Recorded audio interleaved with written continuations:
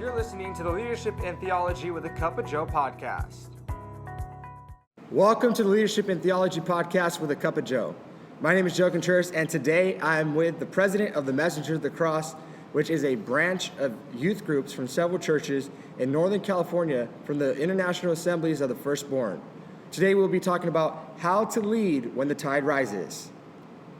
Let's take a drink. So as a leader, a lot of times you can be overwhelmed. You can be overwhelmed with stress, with procrastination, deadlines, different types of things. What type of tides do leaders face? Do you feel like leaders face nowadays?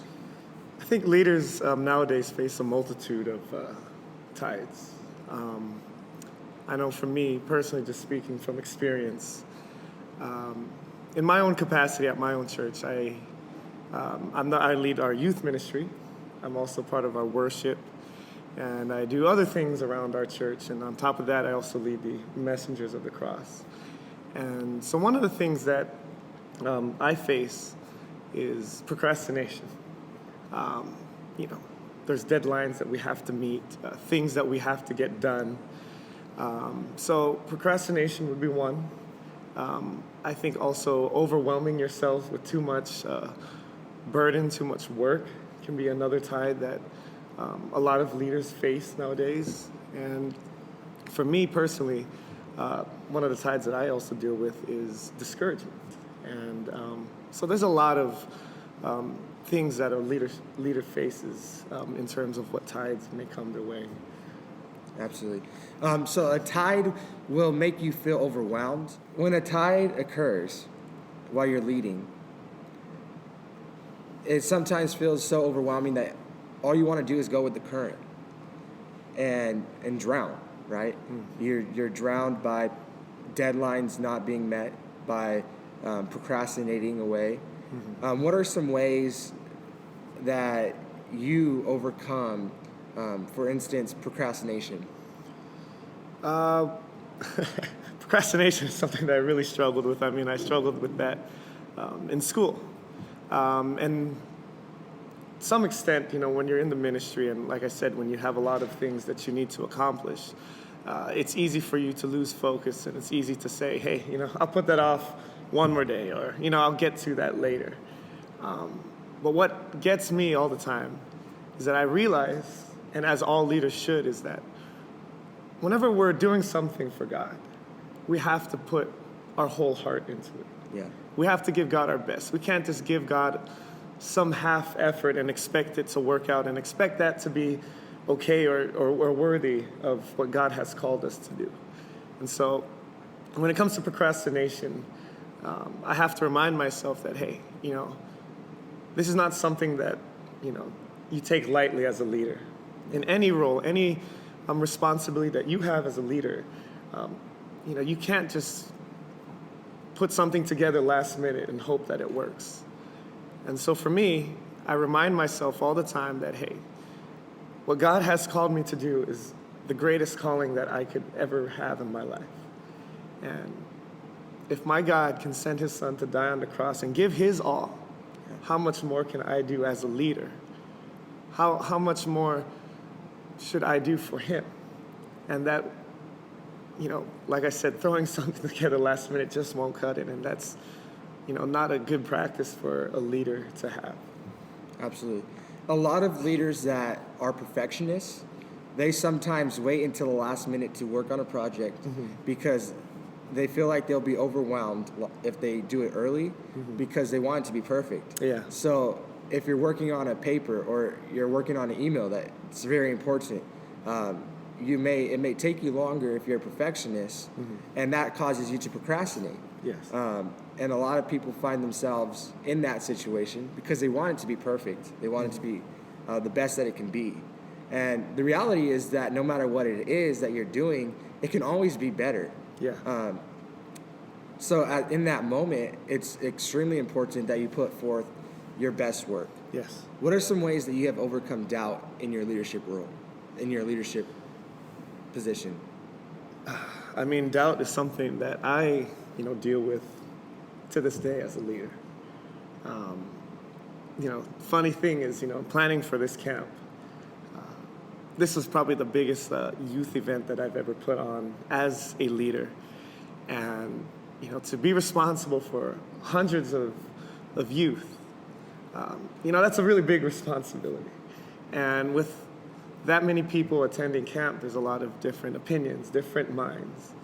And leading up to this camp, I was nervous and saying, hey, would what I put together live up to the expectations of the youth? I mean, we've had great camps in the past, and leading up to this, I just started having doubts about whether this would work, whether the youth would respond to this theme, or would I be a good enough leader to lead the MCs? And that was honestly something that really discouraged me. I found myself thinking, like, God, why did you choose me? I don't think I'm worthy enough to lead such a great, big, a big responsibility in all these youth. And pretty much what happened is that, God reminded me who I am. God reminded me that this was my calling that He has placed on my life. And I know that, no matter what I might think, no matter what others might think, no matter what the world might think or others might say about who I am, what matters is what God thinks. And as long as I, like as I said before, as long as I give God my best and as long as I'm in line with what He has called me to do, it doesn't matter what others think about me. It doesn't matter what I myself thinks about me. But what matters is, that God is glorified. What matters is that I do what God has called me to do. And what I've found out in my leadership, my time in leadership, is that, when you do your part as a leader and what God has called you to do, God shows up and He does what He does. And so with doubt, it just comes down to knowing that this is who God says I am. This is what God called me to do. And I know that as long as that I'm in line with His will, God will take care of the rest. That's good. That's good. Like you mentioned, we are at their camp for this year, MC Camp in 2019 here at Redwood Christian Park in Boulder Creek, California. It's been a great week so far. It's really hard to put together an event for 88 or 100, over 100 yes. students. And there must have been a lot of pressure coming into this, and a lot of pressure stepping into your role as president. Yes. What are some ways that you handled that pressure? Yeah, I mean, as I said before, I'm the youth leader at my local church, about 20 kids, and growing up in church, I've seen leaders that have been, gone before me or that above me that I look up to. One of them is my dad. My dad is a pastor, and I've seen how they live their lives. I've seen how, no matter what circumstances have come their way, they still served God, and they never lost faith. They never lost hope. And so coming into this role of being the MC president, I was reluctant, to be honest. It was something that I didn't want to take on. It wasn't a responsibility that I wanted to have. But, God, He worked out, things, and here I am today. And so, putting together this camp, there was, like I said, there's deadlines, procrastination. There was just a lot of pressure to really carry on the momentum that the message of the cross had. Like I always share this story, but 5-6 years ago, our organization, the MCs, we were only at 35 kids that were coming to youth camp. By the grace of God, year after year after year, we just kept growing and growing and growing. And as I took over for our past leader, Michael, I felt a lot of pressure to just continue on that momentum. He just did such an amazing job with this, leading us as an organization. And when I came in, I just felt a lot of pressure, from all of the youth. from my executive officers within our assembly, and just felt like, a lot of people were just looking up to me. And so I was just, I was really just scared and nervous just to come into this role. But what I did was, I just spent a lot of time in prayer and spent a lot of time in my word. And what God showed to me was that, hey, what Michael, our past leader, did was great, but you're a different leader.